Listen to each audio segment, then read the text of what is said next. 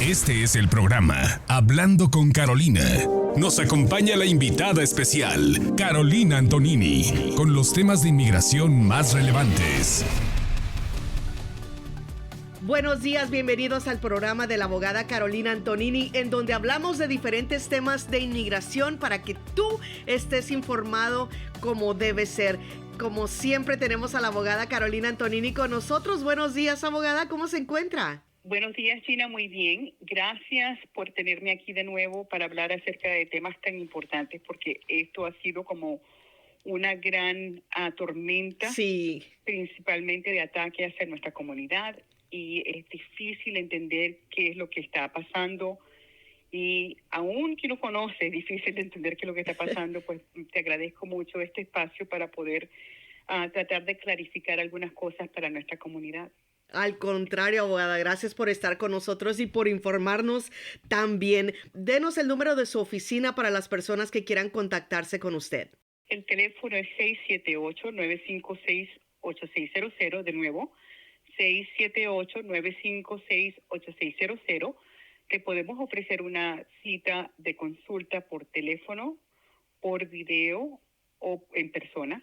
Y yo prefiero la en persona y por video, porque siempre cuando la gente se mira la cara se entiende mejor, ¿verdad? Claro. Pero no tienes que venir a mi oficina. Puedes simplemente por video o por teléfono hablarme. Y mi oficina está en la 2751 de la Buford Highway, directamente enfrente de la Asociación Latinoamericana, y también tengo la página web donde puedes tener mucha información, incluyendo mini videos acerca de lo que significa diferentes cosas. Uh-huh. Y eso está en www.hablandoconcarolina.com. Perfecto, abogada. Este tema del que vamos a hablar ya lo hemos tratado en algunas ocasiones, pero muy leve. Entonces vamos a enfocarnos el día de hoy acerca de este tema únicamente, que es el registro para las personas que están aquí indocumentadas, ¿correcto? Sí, perfecto. Esto es importante porque obviamente ahora tenemos esta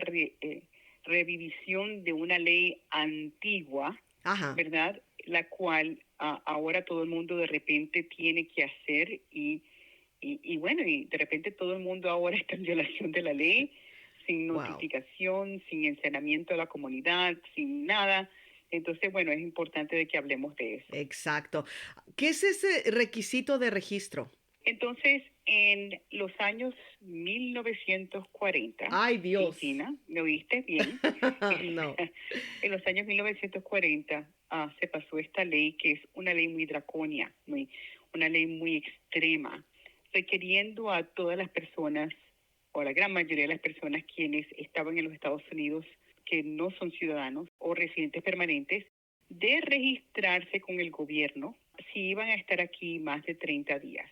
Y está anexa principalmente en un capítulo muy oscuro de nuestra historia como país, en conexión con la intervención y los campamentos de japoneses y de asiáticos, y algunos latinos, especialmente mexicanos, quienes el gobierno pensaban que también eran asiáticos, internarlos en campamentos.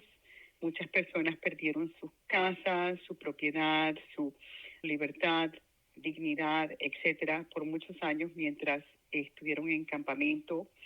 Y bueno, y la ley era supuestamente para proteger a los Estados Unidos de enemigos.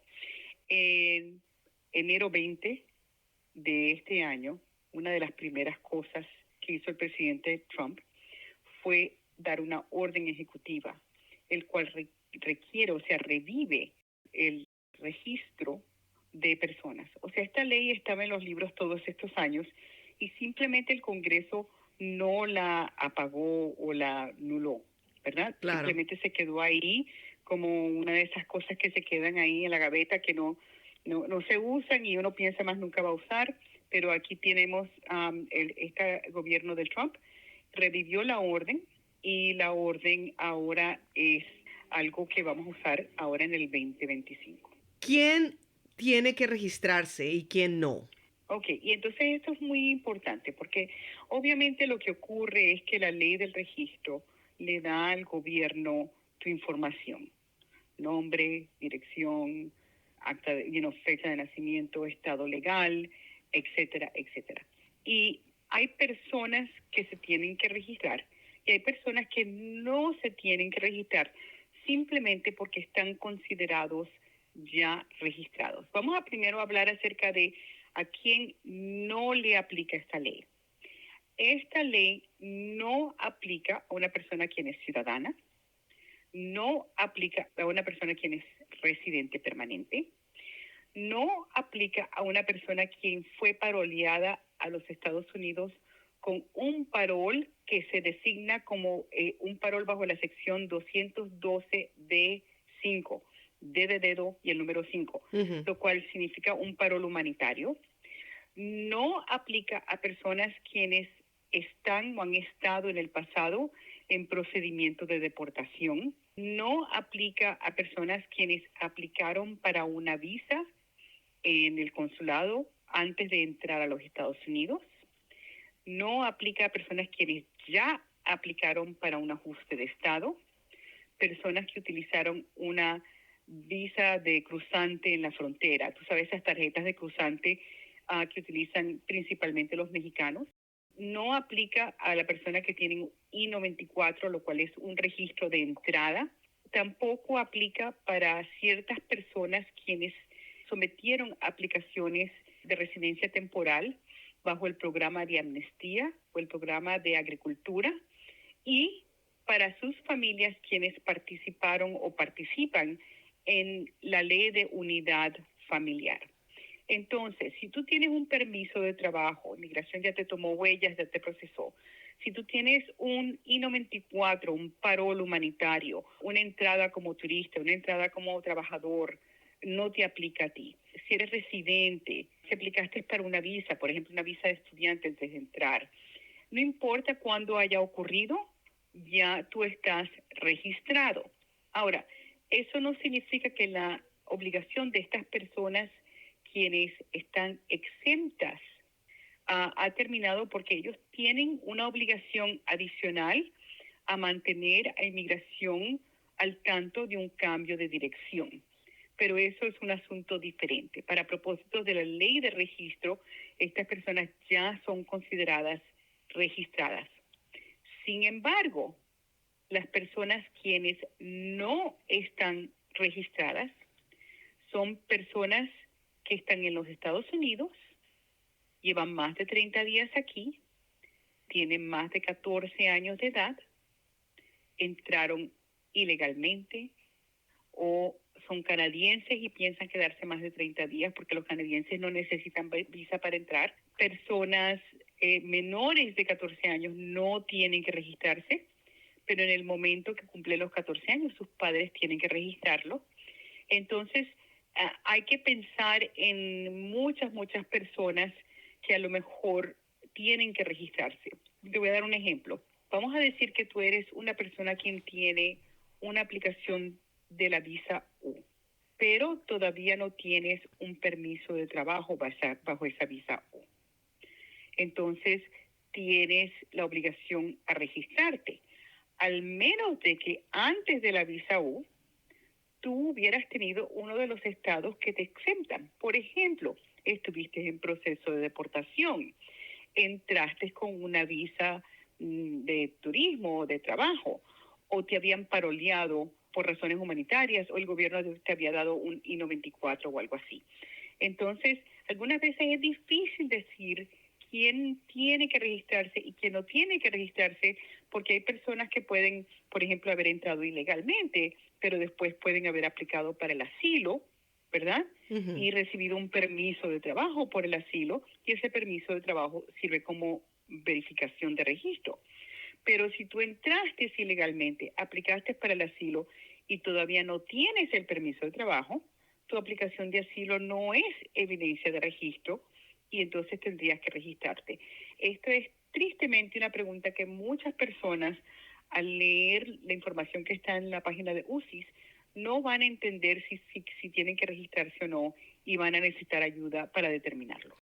Abogada, una persona que tiene, por decir, 30 años aquí y entró ilegalmente y nunca se ha registrado con nada, ¿tiene que hacerlo también? En mi opinión, esa es exactamente la persona que este gobierno está tratando por falta de mejor palabra, de pescar Sí. con este registro. Esa, no solamente te lo digo porque esa es claramente una persona quien está en la lista que debe registrarse, sino para las personas que hagan la aplicación se van a dar cuenta que cuando van a la página web para hacerla, la aplicación ya tiene información que tú tienes que llenar. Una de las preguntas que te hace es cuál es tu estado legal presente. Y el sistema automáticamente tiene la palabra ilegal o EWI, entrada sin inspección, la cual se popula en la aplicación sin que tú digas nada. Sí. O sea, tú tienes que ir y manualmente cambiar eso si no te aplica a ti. Lo cual me dice a mí que ellos, obviamente, el grupo de personas que ellos están primordialmente más preocupados en pescar con este registro o que se registren es una persona quien entró ilegalmente y lleva más de 30 días aquí. Estamos con la abogada Carolina Antonini esta mañana hablando acerca de cuáles son las personas que deben registrarse. Abogada, por favor, denos el número de teléfono porque esto es importante si tú necesitas hablar con la abogada ahora mismo. El teléfono es 678-956-8600. De nuevo, 678-956-8600. Mencionó que es tan tarde, ¿verdad? ¿Cuándo empezó esto, abogada? Bueno, esto es lo interesante y lo realmente injusto. Una de las cosas las cuales yo espero termine en litigación en una corte y una de las razones por la cual una corte, en mi opinión, debe parar esto. Pero una de esas razones, o sea, en mi opinión, obviamente, una de esas razones es que el registro, la expiración del periodo de registro, era el mismo día que las regulaciones tenían para tener comentario. O sea, las regulaciones todavía no terminan su proceso y ya este registro tiene una fecha fin. Y la fecha fin es abril 11 del 2025. Abril 11, para los que no están prestando atención, ya pasó.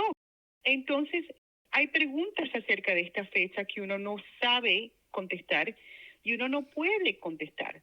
Si la fecha era abril 11 y no hicieron publicación, entrenamiento al público, una facilidad para registro, particularmente cuando sabemos que muchas familias inmigrantes no saben manejar el Internet o tienen el acceso a esto de una manera para efectivamente hacerlo, etcétera, le hace a uno contemplar la pregunta si este gobierno lo que quiere es que todo el mundo esté en violación de la ley. Porque en abril 11, las personas quienes no se registraron que tienen que registrarse están en violación. Las personas que tenían que hacer cambio de dirección están en violación. Los que cumplieron 14 años y sus padres en violación. Todo esto, de nuevo, sin ningún tipo de notificación. Y lo peor de todo es que no hay ninguna manera de saber que si tú lo estás haciendo tarde porque no te dijeron o no te enteraste, las penalidades, la multa, el impacto es lo mismo si lo hubieras hecho el 12 o el 25 o en mayo o en julio o cuando finalmente encontraste una cita con un abogado o cuando tuviste un primo quien te ayudó, sabiendo que no lo podías hacer antes, ¿verdad? Claro. Porque antes primeramente no tenías acceso al programa ni sabías que existía. Entonces, esta es una de estas cosas que le hace pensar a uno si el propósito de esto es en el momento que sale la noticia final, sin previa notificación fuera de amenazas. El punto no es que el día de que sale ya todo el mundo está ilegal, ya todo el mundo está en violación, ya todo el mundo es sujeto a un proceso penal o un proceso civil por no haberse registrado. Me imagino que esto lo puede hacer una persona, se puede registrar personalmente, ¿verdad? Pero si tendría que hacerlo con un abogado como usted, abogada. Este es el problema. Esto es algo que una persona tiene que hacer personalmente. Esto es parte de lo que yo te estoy diciendo, donde yo pienso que esto está diseñado para fallar. Tú sabes, es cuando uno hace, vamos a decir que yo de repente hoy me levanto y quiero decir, yo hoy voy a trabajar duro para tener la cara de una de 15 y el cuerpo de una de 18. Eso nunca va a pasar, ¿verdad? Me levanté hoy para fallar. Y esto es exactamente lo que esto es, ¿verdad? Porque la persona tiene que registrarse tienen que hacerlo ellos mismos. Sí, hay personas que pueden ayudarte, pero últimamente tú tienes que hacer esto y lo tienes que hacer para ti y lo tienes que hacer para tu hijo de que cumple 14 años o más. Y se tiene que registrar uno en línea. Tienes que crear una cuenta en UCIS donde tú puedes entrar y tener una palabra clave, etcétera. Tienes que llenar el formulario, el cual te hace muchas preguntas, las cuales son mucho más allá de lo que la ley de registro inicialmente preguntaba. Tienes que ir a una cita de biométrico y tienes que tener la evidencia de tu registro en tu persona a toda hora. Entonces, para estar más clara, yo pienso que si tú quieres saber cuáles son, si tienes que registrarte, si debes registrarte o no, o lo cual es una decisión que últimamente tú tienes que hacer.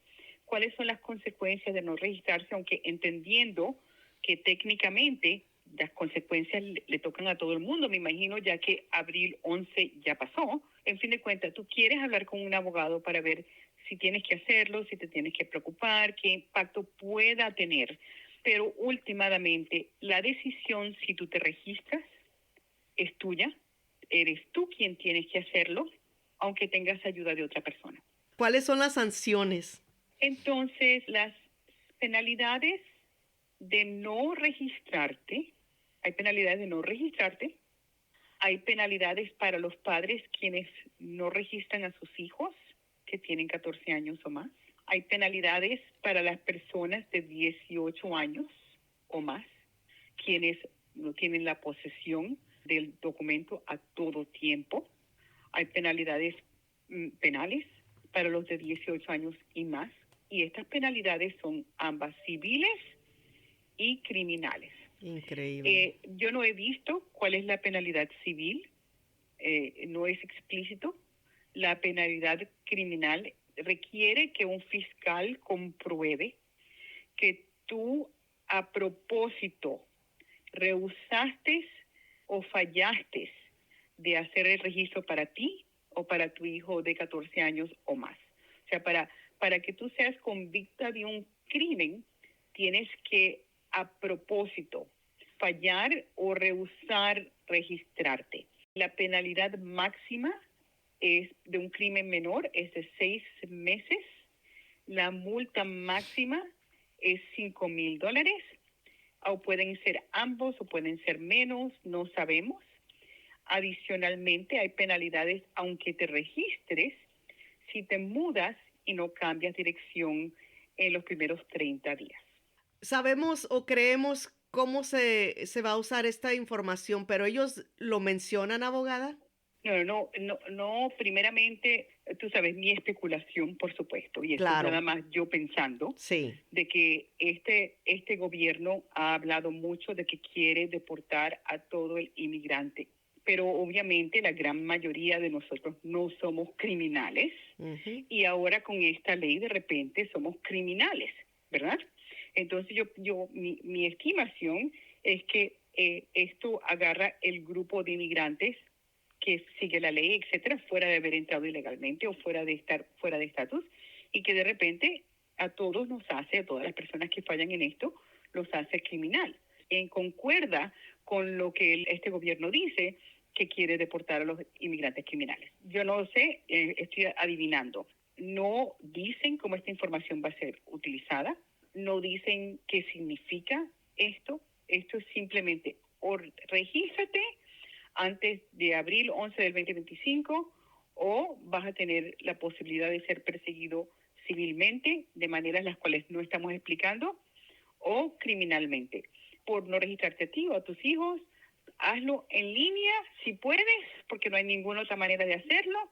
Y ya se te expiró el tiempo, pero así que hazlo ahora, pero no te vamos a decir si el hacerlo ahora te cubre o no te cubre. Nada de eso es claro, lo cual, por supuesto, es la razón por la cual yo estoy pensando que en cierto punto tienen que haber peleas constitucionales contra esta ley, porque tú tienes que dar notificación a la gente, tú tienes que dejar que la gente lo pueda hacer de la manera más simple, tú tienes que explicar cuáles son los elementos del crimen, tú tienes que explicar cuáles son las penalidades civiles, tú tienes que explicar cuáles son las consecuencias de esto, y todo esto ha sido vagamente dicho o no dicho.